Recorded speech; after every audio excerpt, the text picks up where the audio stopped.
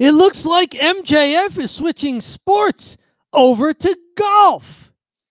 Happy Gilmore 2, the sequel to the fun comedy with Adam Sandler, Happy Gilmore, is filming, and they've just announced that Maxwell Jacob Friedman, who's developing a neat little resume of movie roles, is going to be in this movie here. This is huge for him.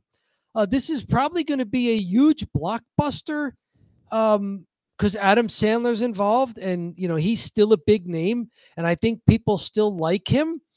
Big step up for MJF here. It's not a starring role, I don't think, but it's big enough for Deadline.com here to write about it and have him right there, photo next to Adam Sandler. This is a big deal. This is great for him. What do you know about this role or the Happy Gilmore movie, if you have anything here, or Adam Sandler here? Yeah, Adam Sandler's still really big, which is crazy after all these years. I think he took a little dip there after he was making like some really silly movies, but he's kind of like gotten back into good graces, making like Netflix movies that are somewhat digestible. So he's been a big star forever, and he seems just like kind of a likable celebrity, which is probably the biggest thing that's hard to do for all those years. And this is going to be huge. It's tough to stay over as a babyface, right? It's hard to. Hey, WWE has trouble keeping the baby faces over, and so does the movie industry, right? Yeah, they get all that money, they change, right? So, ultimately, I have to say this is really good for MJF because Happy Gilmore 2 is going to be huge. Like, whether you like it or not, whether you want the reboot thing, they are going to be cramming the reboot thing down your throat. And Happy Gilmore was such a cult classic that we're really, really should be a good role for him. And we got to chat about this one here. Nick, thanks for joining. So hello, Nick. Nobody could play a D-bag better than MJF. Perfect nephew or relative to Shooter McGavin. Okay, so you have some stuff there. I was hearing rumors that maybe he was supposed to be Shooter McGavin's nephew or something. Deadline here reporting others on board include Julie Bowen and Christopher McDonald, who reprised their respective roles as Virginia Venett and Shooter McGavin, the love interest and pro golfer antagonist of Adam Sandler's title character. Sandler's also teased that Travis Kelce might be on board, and Bad Bunny has also joined the cast. So, hey, another wrestling reference there with Bad Bunny. So yeah, if MJF is there to be an annoying heel character, hey, he's right out of Central Casting for that, right? Yeah, absolutely. That's a great call out with Shooter McGavin and taking on like that kind of a role. But yeah, good stuff for sure for MJF. I mean, he's got another movie coming out. I escapes me now, but it's at a Jewish overnight camp, I believe. And then that should be like, who knows if that's going to be good or not. But this is going to be one smaller budget than Happy Gilmore too. Yeah, I didn't know any of the people that were part of it, so yeah. This is a big budget film for MJF. Great news from Maxwell Jacob Friedman. Fantastic stuff. In other movie news, hey, we've talked about The Rock. The Rock, they've released the official trailer for Red 1, in which The Rock has to help save Santa Claus, who's been kidnapped.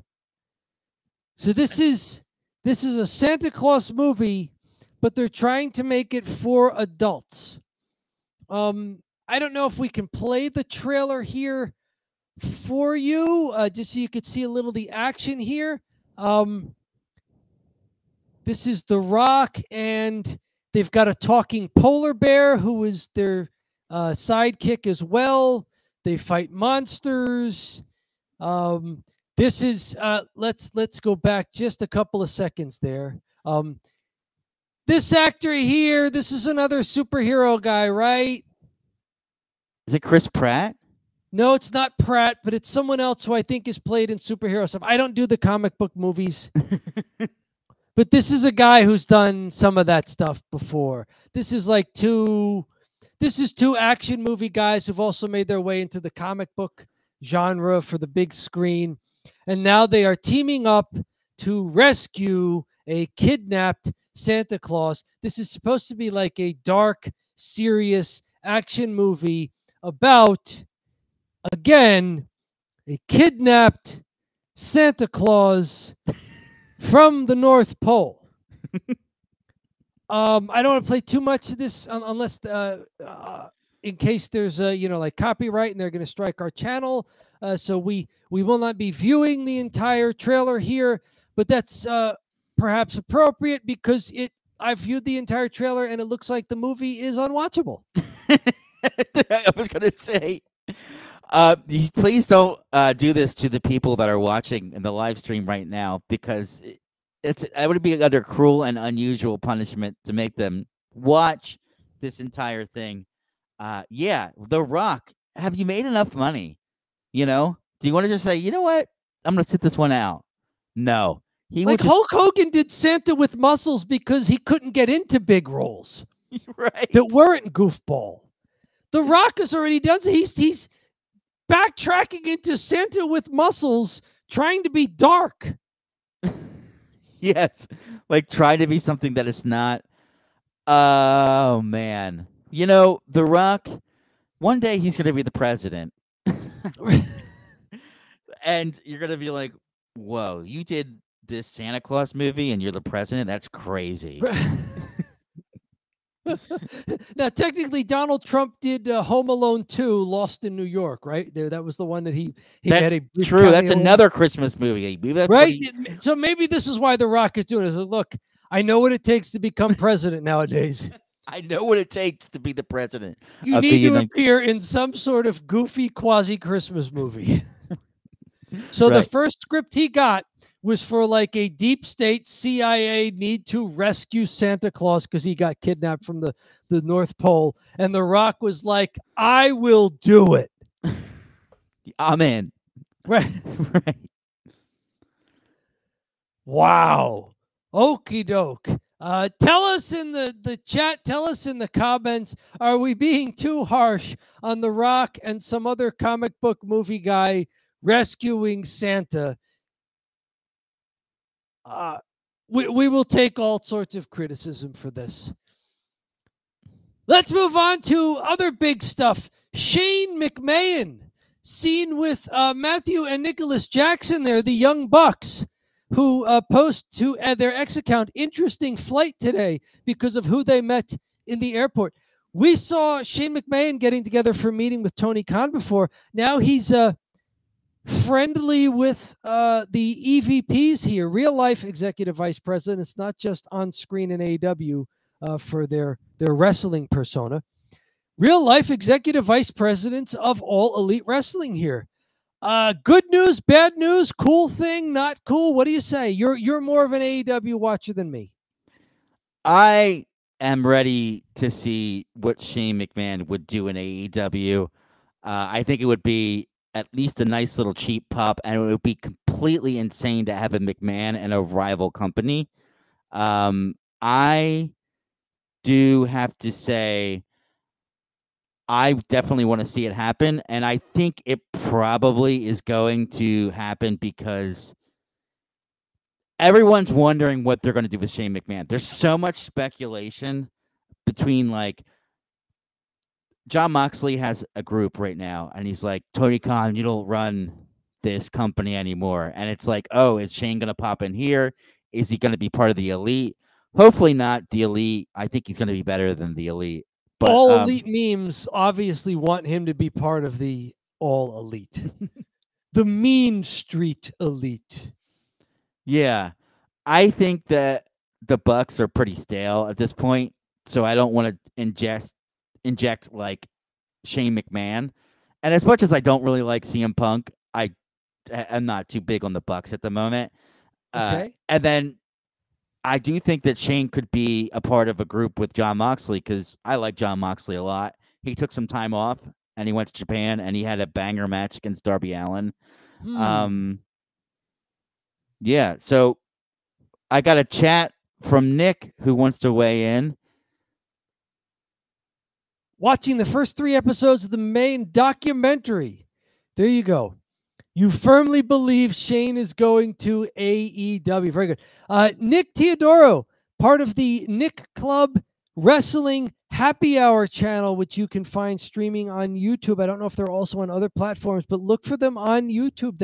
They do a lead-in preview show to SmackDown. Are you still doing that, Nick, on Friday? Still planning to do that going forward? I've watched a few of them, live chatted with them a couple of times. I know, John, you've also seen their show sometimes.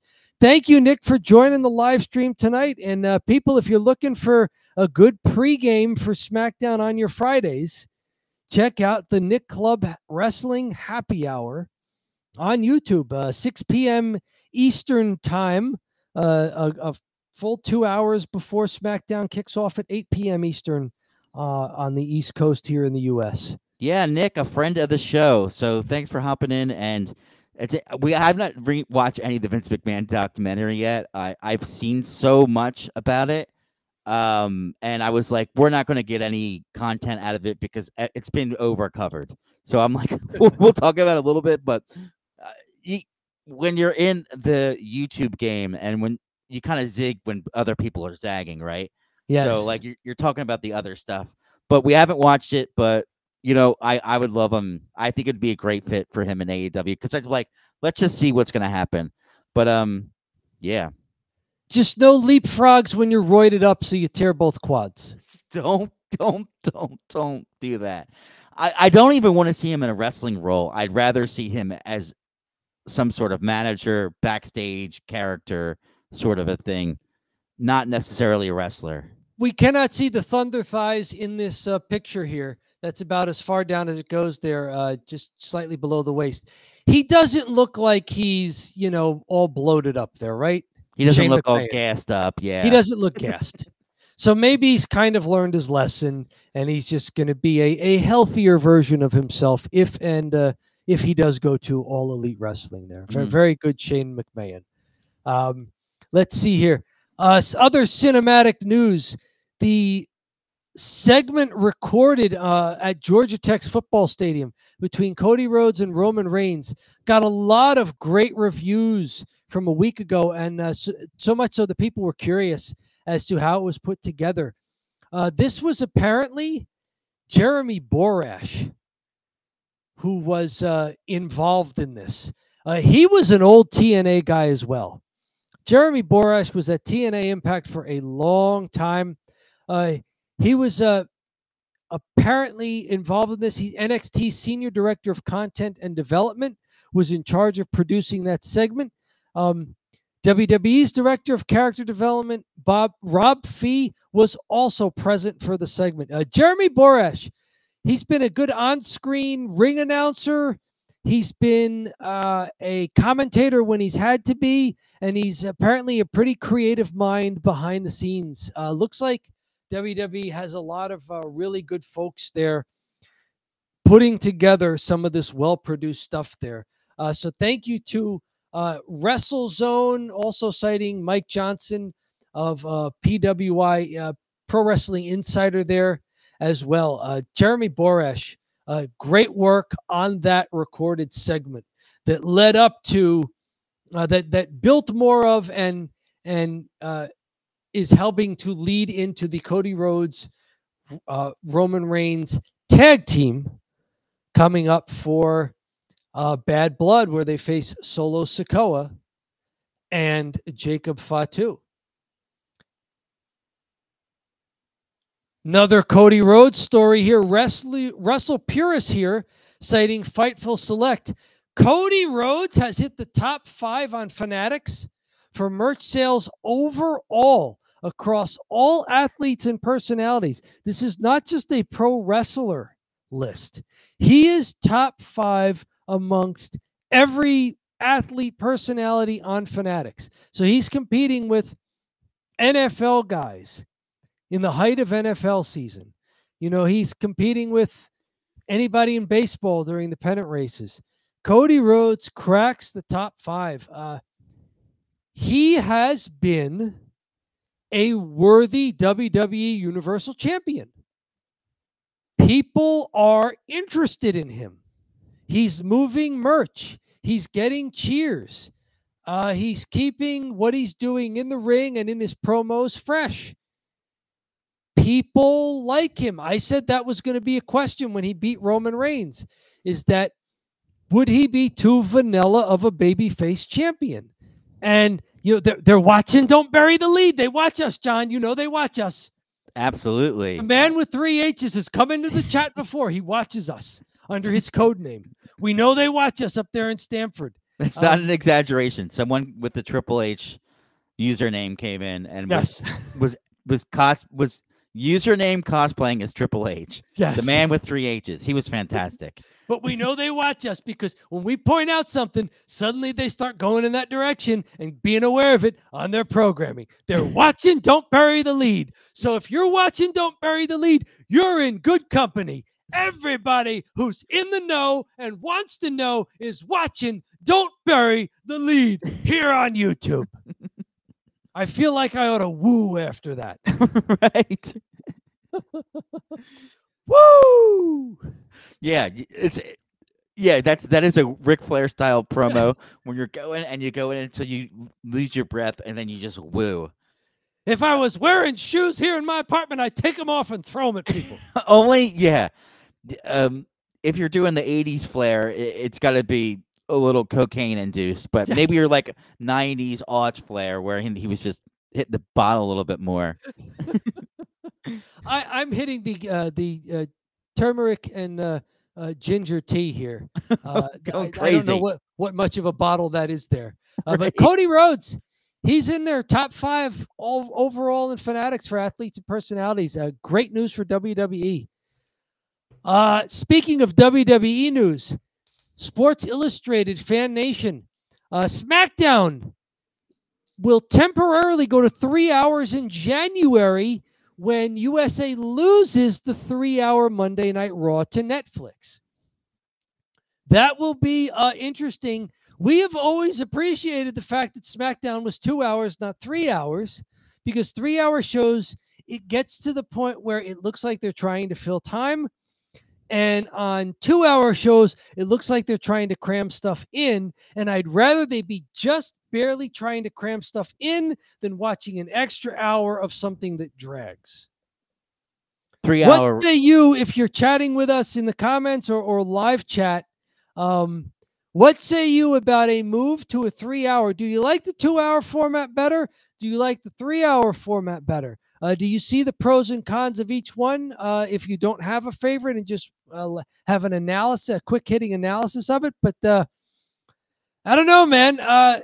If that means we get 2 more matches out of it, great. If it means we get 1 more match and just longer talking segments, I'm going to say maybe not so great. There's I know I definitely don't want 3 hours. They will just throw it in more fillers. There doesn't need to be another match and 2 more promos or 2 matches and a back. We don't any way that they add it up, it's going to be worse, right? There's going to be segments that are worse. It's not like they have such a great segment that they can't get in there now. Mm-hmm. So we're getting the best of it. 3 hours is too long. And I got some news for you too. 3 hours is too long in the stadium. You know, to attend a wrestling, because there's dark matches beforehand. Yeah, to warm up the crowd and get everybody going until they start the TV broadcast, right? I've gone to several AEW shows, only because WWE hasn't been in town. But I've gone to several AEW Dynamites in Philly at the Liacouras Center, and it starts at 8. It's hot because you're on real live TV, so they get the crowd fired up. The crowd's always really into it at AEW shows.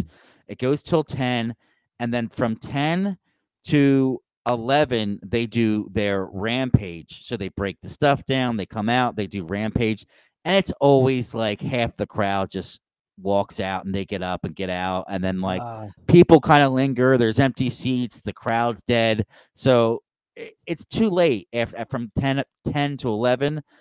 It could be good. It's a Friday night. It's a little bit different on Friday night, but it's too much. It's too much. We will see how we do in January. How we're going to do recapping a 3-hour show. We may have to shrink our segments a little bit to get the entire 3-hour show without us droning on too long.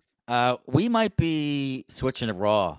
If it's a 2-hour show for Raw, we could talk about that later. We could talk it off the stream, Dom. But I'm seriously thinking about if we both have Netflix, it'll be cheap to watch Raw for $6.99 a month. I mean, that's not too shabby. And in addition to that, it's 2 hours. And it might be a hotter show because it's on Netflix instead of USA. We will see. There's a lot of changes going on in WWE for SmackDown, Raw, and NXT. An update, this one also coming to us from SI Fan Nation. It has to do mostly with what's going to happen to the archive. As part of their agreement with the WWE for SmackDown, the complete past season library of the show is still available on Peacock. New episodes will be available only 30 days after airing on USA. New episodes of Raw will be available on Peacock 30 days after airing on USA, as the channel will be airing on Raw through the end of 2024. However, they think they will no longer have access to NXT and Raw when their respective contracts expire.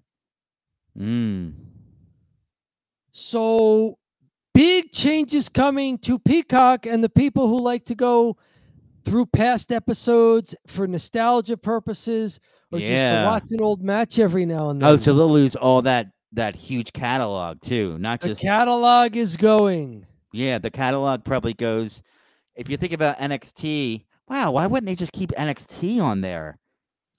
They will have countdown clocks on NXT and Raw to notify viewers of their expiration dates beginning September 19th for NXT, so it already happened, and December 2nd, Monday, December 2nd for Raw. To tell people like, hey, there's like they say, there's an expiration date on their stuff there.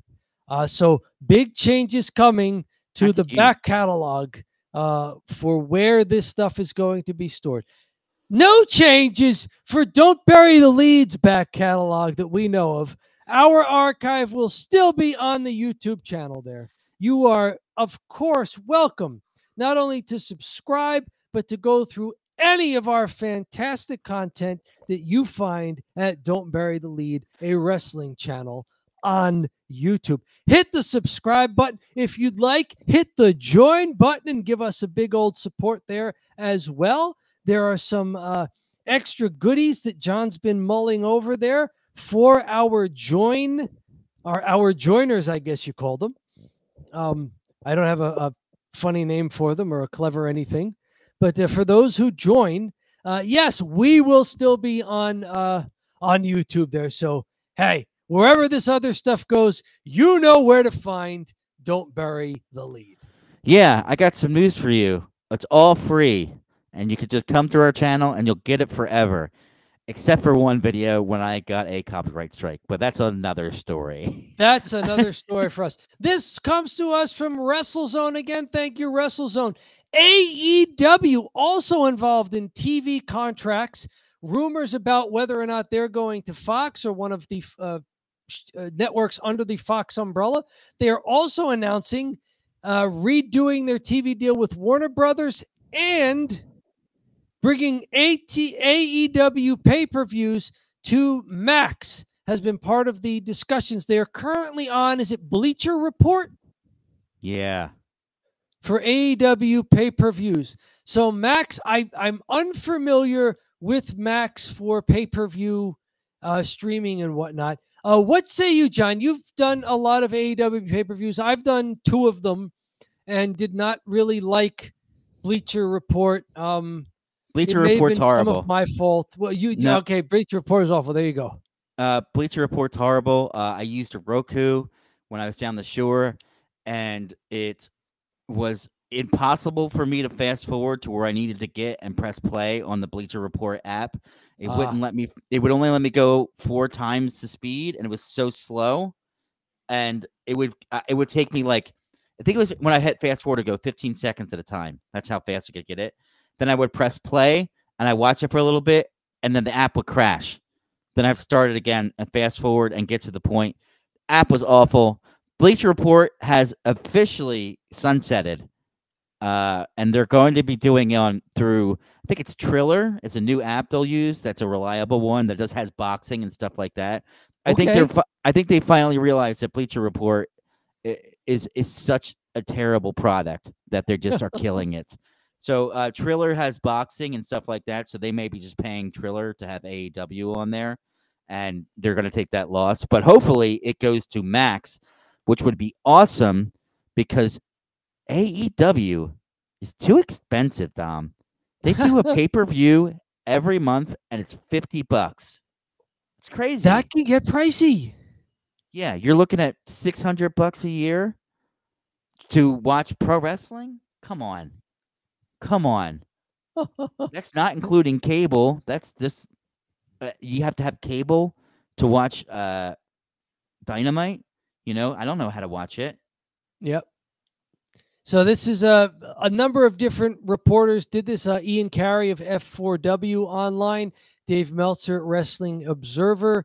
Pay-per-view streaming on Max was part of the package, but specifics had not been confirmed. And then others over at John Orand at Puck confirming that Warner Brothers Discovery finalizing a new media rights deal. So this stuff...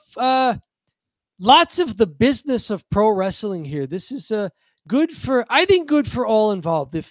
If broadcasters think major pro wrestling is a good product, then that is usually going to be good for people who like to watch pro wrestling. Know anybody who likes to watch pro wrestling, John? We do. You know what's really interesting? Do you think the AEW pay-per-views are finally coming to Max? Do you think they'll be free, or will they charge for them? They have to get some money from them. It's pay-per-view. I would wonder if they put shows on Max and you have to have the subscription to Max. That's what I was hoping for. Kind of like Peacock for getting WWE premium live events. Yeah, to move to that model instead. That would be something. That might be in Max's best interest. If they can get like 100,000 new subscribers to use Max because they like AEW, that would be huge for them, you know? They might just want the users using the thing, and they're like, yeah, put the pay-per-views on there. They're so valuable. Okay, very good. That's another good wrinkle to it. I like that. Thinking about giving another business angle there to the business of pro wrestling. Let's move on here as my browser refreshes here. Speaking of AEW and contracts, Kevin Owens has been approached regarding a new WWE contract, according to Sean Ross Sapp of Fightful. AEW is expected to make Owens a big offer if he becomes available. You talked about maybe KO is due for a heel turn. How about a promotion turn? Would you like to see Kevin Owens in AEW? Honestly, the roster's so bloated right now. KO's doing some good stuff in the WWE.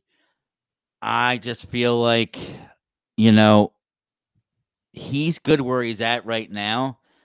I think that he might be better suited to stay with the WWE.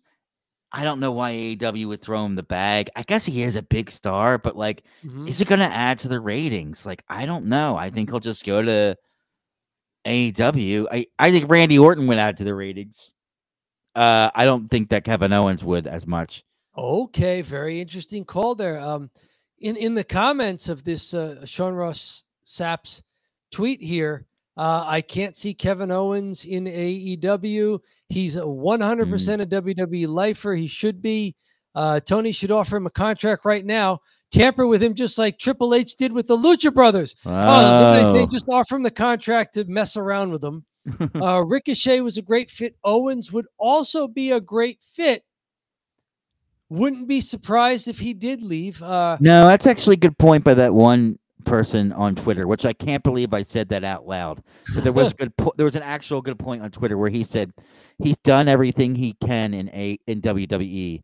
So he if he really wants to spread his wings and fly, he can go to AEW and do New Japan. And he just feels like a guy that should have been in New Japan, you know? He should be doing the New Japan stuff. Get out of the spotlight, get a little bit better, get trained by different people, do different style, you know? Is he in the Adam Copeland, Christian Cage, Chris Jericho stage of his career where if he's done everything that there is to do in WWE, maybe the grass looks a little greener, even if it looks to people on the outside as if you're taking a step down from WWE? Yeah.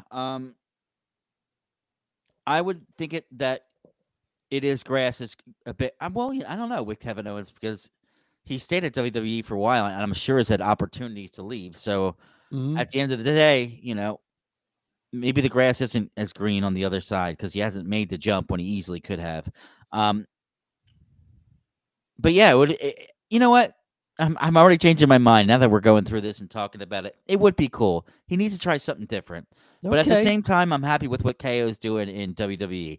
And he's 40 years old. He's probably getting closer to the end of his career. And his son is like 16 or 17, and his son is huge. I think he's 6'8". So and he wants to wrestle. Which isn't what Kevin had. He's got a 6'8" son. So he's saying, you know, maybe he just sticks it out in WWE. He could be a lifer. Does he go more for the Sheamus then? The Sheamus? Yeah, does the Sheamus thing where he just stays with the company? Stays with the company, takes whatever role they're willing to give him, and just, you know, he's glad to be with that company and does what, you know, they need him to do. Now, on the other hand, for Dolph Ziggler, you know, maybe they didn't appreciate him after a while and he just got let go.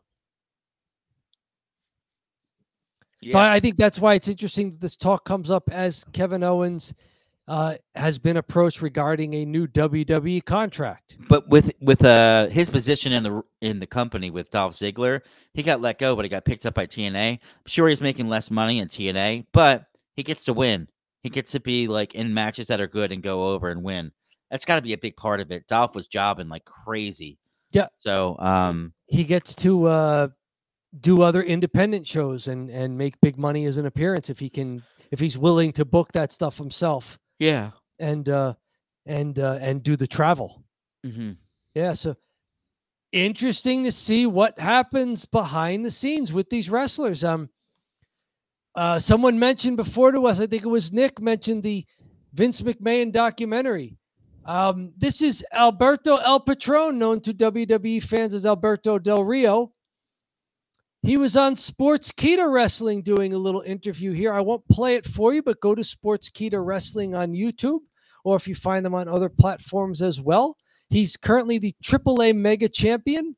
He fielded questions from Sportskeeda staff about a lot of things, including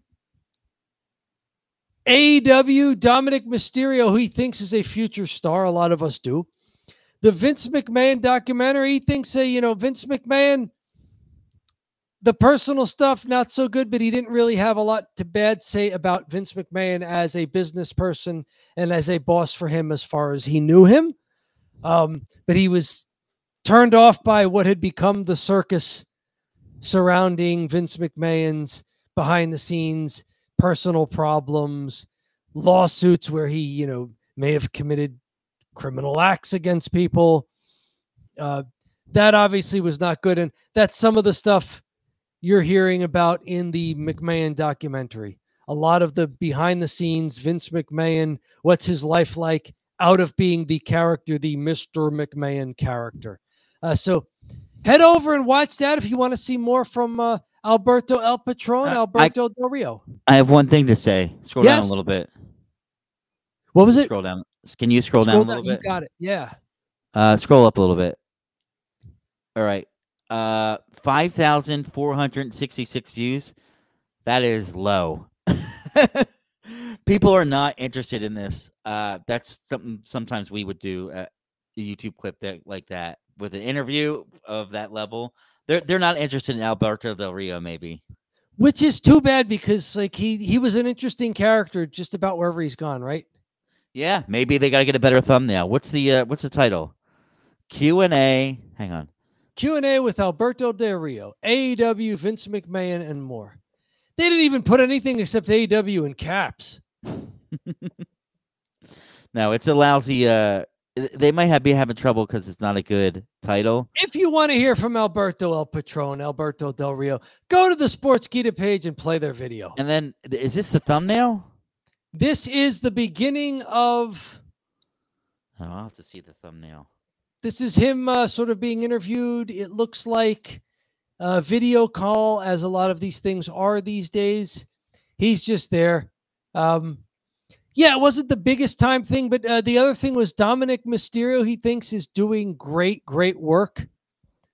So even people not in WWE are calling out Dominic Mysterio for how wonderful he is as a real heel. He's one of the true heels in pro wrestling now. Like, he's not a cool heel. Mm-hmm. He is a straight heat from the crowd heel. And so that was a good reaction from somebody who, you know, there's no reason for Alberto to put over Dom Mysterio here. Mm-hmm. So if he's noticing, then that's got to be good news for Dominic Mysterio and WWE. Not so good news for Seth Rollins here, who went to the Colts-Bears game and was dumped out of the stands by T.Y. Hilton.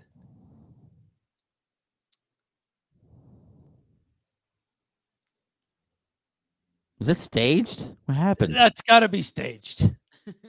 Seth Rollins going to the NFL game wearing a Bears jersey. I'm guessing this was in Indianapolis then. And just being ragged on. So it's Seth Rollins turning heel for the football game. This is fun. Why would he want to stay for the whole game? He just wanted to do this gimmick? I'm sure they sent him up to a press box. A luxury press box for his troubles. Oh, okay. They would use him. Oh, it's fake. So they're like, oh, T.Y. Hilton throws off.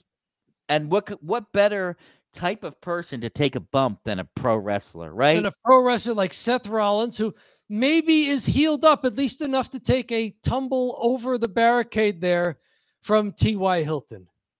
So a lot of fun here. We like to see the WWE stars getting to do other things. That's fun stuff.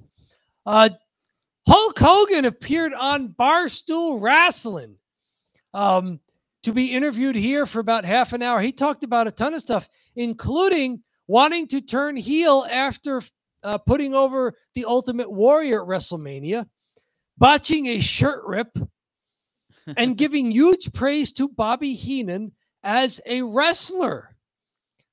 This was a pretty fun interview. I don't know if I totally believe that Hogan wanted to pitch turning heel after putting over Ultimate Warrior, because he had some mileage left in his red and yellow persona. He says that Vince McMahon didn't think so. So Hulk said, well, what if I turn heel then? And Vince was like, no, we don't think that's in the cards. There was talk in, and let's mention Eric Bischoff again. Eric Bischoff has mentioned having to have the conversation with Hulk in WCW even years later in the 90s about maybe it's time for you to turn heel, and Hulk not being open to it at all until Scott Heel showed up and Kevin Nash showed up, and they were getting huge reactions as these new outsider heels.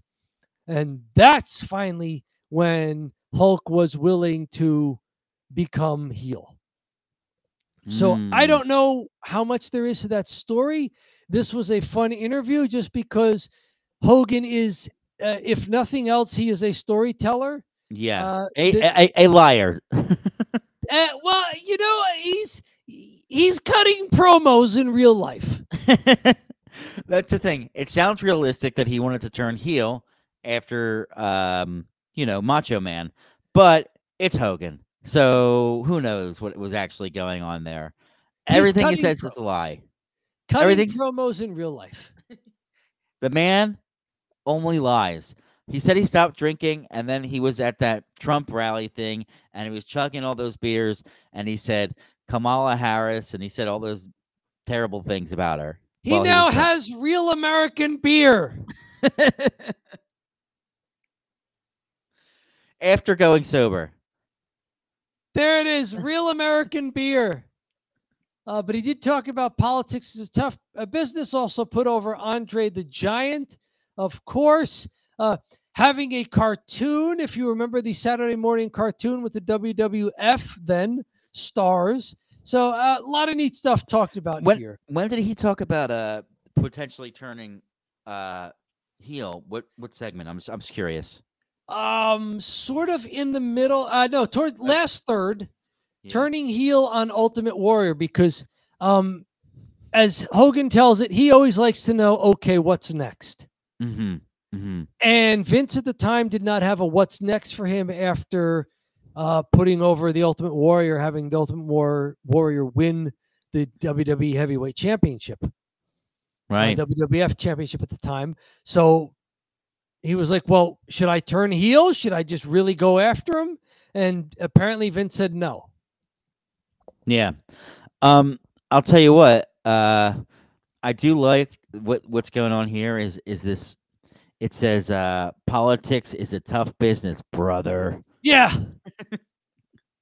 Yeah, but good stuff, Dom. I might make a small video out of this one and just we could talk about him saying that.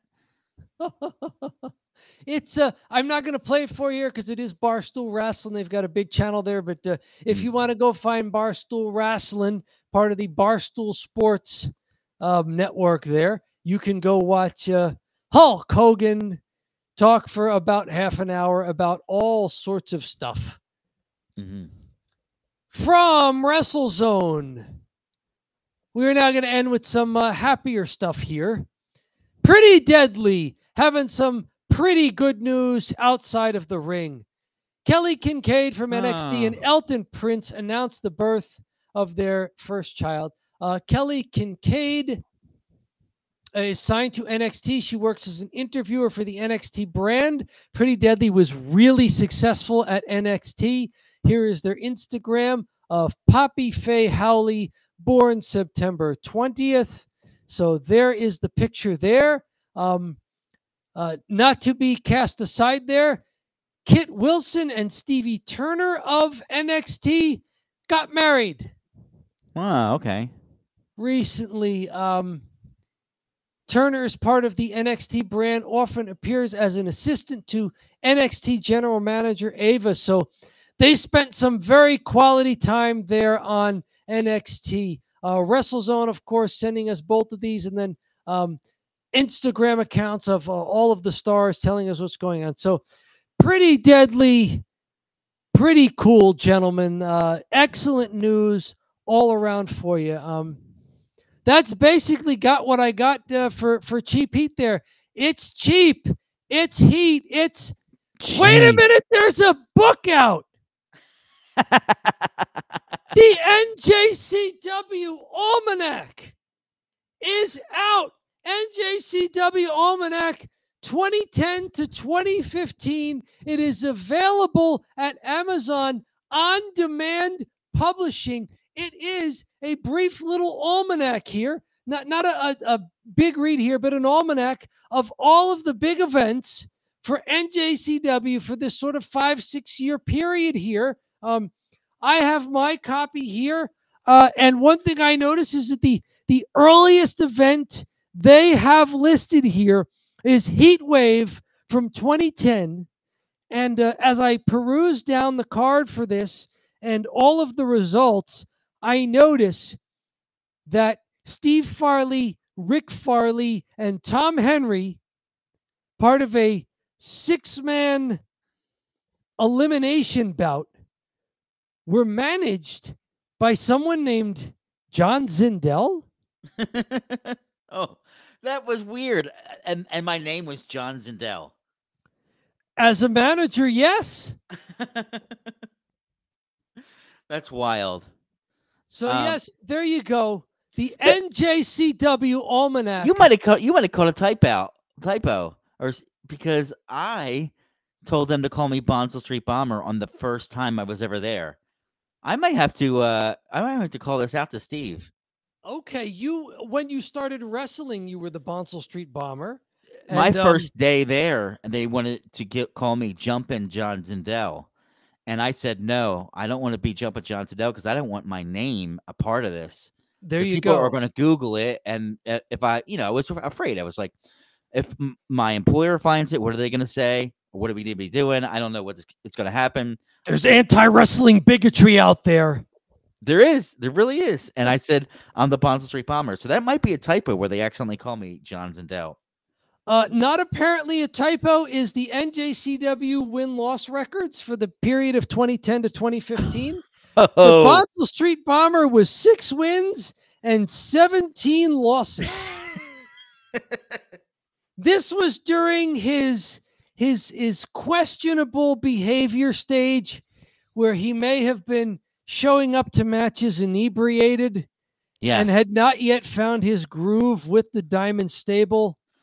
Yes. So this is the beginning, and when I wrestled like 1 or 2 matches, and I was like, guys, I don't really like this. I was like, got banged up one match. I was like, I don't really know if I'm going to do this.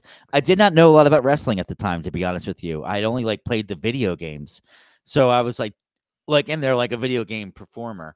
I had the amateur background, which I really leaned on heavily because I don't have a great pro wrestling background, but I ended up saying, hey, Fran, I think I have an idea for you, because they try to make me a face. I said, why don't I just be like a comedy heel jobber? So I go out there. You don't do too much to me. I'm a drunk. I'm supposed to be a guy from Philly that like lives under a bridge that's a drunk. And I'm from Kensington. And I'm like that white trash kind of like Kensington person that like lives in bars and like sleeps under a bridge. And then Fran was like, awesome, do that. So that's what. There you go. Keep going. I'm sorry. So that was my beginning, and that's why I have so many losses, because my whole gimmick was I would come in, stumbling in, boozed up, and then I would wrestle the person, and I was all sloppy, and I would lose, and then I get pinned, and then I was a comedy jobber. Well, if there is ever a NJCW Almanac 2015 to 2020, I think the Bonsall Street Bomber will have a very different kind of one-loss record for that stage of the career. I, of course, was Doc Lester back then, the commentator, and as I appeared as on more of the shows and on some of the video as well, I had to do a little persona stuff. The Bonsall Street Bomber was a huge favorite of mine, just because I thought the character was so cool. and I thought it was an interesting character. It was the kind of person that, you could sort of not identify with, that like, oh, you're just this total screw up drunk living under a bridge, but just that, it was a different kind of heel. Yes. And I really enjoyed the character. And who knows, maybe the story of NJCW will be told that me constantly putting over the Bonsall Street Bomber maybe played a small part in getting the Bonsall Street Bomber a little more of a push. I don't know. Yeah, because you were putting me over when I would win, and you're like, oh, he doesn't have it all together today, but he's getting it done, Yeah. But yeah, well, eventually he's got a lot of potential. We've seen it. Yeah, he just needs to focus. He just needs to focus, aka not be drunk during matches. Yes, aka not be drunk at work. And which is great advice just about anywhere. Yeah, you're getting that, folks. If you're employed, 85% of success is not being drunk when you show up. And I got some news for you. Yeah. Fran, who was the booker at the time, was like, Johnny, come here for a sec. I was like, okay, what's up, man? He's like, listen, you got to start winning, man. I was like, what do you mean? I got to start winning. He's like, listen, it's time for you to start to get some wins and make you a real character. The jobbing thing, we got to move you away from that. I was like, all right, cool. Give me some wins. And that all that's why I have a couple of wins in there. And then that all kind of led to the culmination of me winning Mega Brawl, me winning the title, and me being a top heel in the company. So it all started with a joke gimmick where I would lose to everyone, and I was a heel because I was a joke. It would be like R-Truth being the next champ. I think it's more like the crowd became behind you, or at least they weren't cheering you, but when you came out as the Bonsall Street Bomber, it's like there was some interest there. So I think part of it was that you were a consistent consistent performer, and so hey, that's valuable in indie promotion. A guy who knows what he's doing and is consistent. Yeah. Hey, Logan James, I see you just put that up on the screen there. NXT CW is TV 14 rating. That kind of makes sense. That kind of makes sense. That's maybe where pro wrestling needs to be. Did they show a little more, maybe people getting color on NXT? And I'm curious, is SmackDown TV 14? Or no, it can't be, right? SmackDown was PG for a long time since we've been watching. And I mean, they blank out the chants when they're curse words. Yes. So it must be PG. We've heard the mutings before, yes. No, it's always a nightmare. Okay, good news there. So that's somebody who's already been to the CW to watch NXT. Thank you for that report there, Logan. Very good. So that's what I got. It's unseasonably humid here in late September. It is always pathologically frugal. It is cheap. It is heat.